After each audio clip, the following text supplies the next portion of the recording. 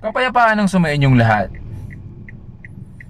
Feeling mo ba walang blessing? Baka hindi mo lang napapansin ang maliliit na bagay. Tulad ng pagising mo sa umaga at walang umaakay sa iyong tumayo. Ikaw ay napaka-blessed na dahil sa dami ng tao na kailangan pa ng katulong para sila'y makatayo o makabangon.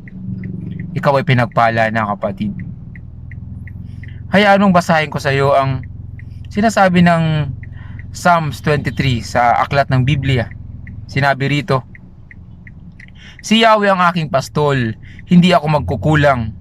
Pinapahimlay niya ako sa luntiang pastulan at inaakay niya sa tahimik na batisan. Pinanunumbalik ang aking kalakasan at pinapatnubayan niya sa tamang daan upang aking parangalan ang kanyang pangalan. Dumaan man ako sa matilim na libis ng kamatayan. Wala akong katatakutan pagkat ikay aking kaagapay. Ang tungkod mo at pamalo ang aking gabay at sanggalang. Ipinaghahanda mo ako ng salo-salo na nakikita pa nitong mga kalaban ko. Sa aking ulo, langis ay ibinubuhos. Sa aking saro, pagpapalay lubos-lubos. Kabutihat pag-ibig mo sa akin di magkukulang. Siyang makakasama ko habang ako'y nabubuhay.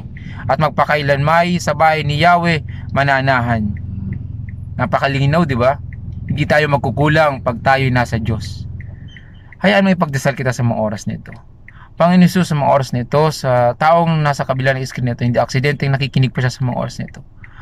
Sa inyong banal na pangalan, Panginoon Hesus, nawa po pa niya siya makakilala sa inyo, Panginoon Hesus, at pagpalain mong lubos ang kanyang buhay at ang kanyang pamilya, at dinadalain ko, Panginoon, anumang bigat na kanyang nagdadaanan, ay makita niya, Panginoon, kung gaano siya ka-bless, Panginoon, pag ikaw, Panginoon, ay tinawag niya. Sa iyo lahat mapurit pa sa salamat, Ama. Luwalhatiin ka, Ama. At ibinabalik ko sa inyo, Ama, sa gabay ng inyong banal na Espiritu. Sa banal na pangalan ni Jesus, ang tanging daang katotohanan at ang buhay pati sa inyo, Ama. In Jesus' mighty name, Amen. Shalom.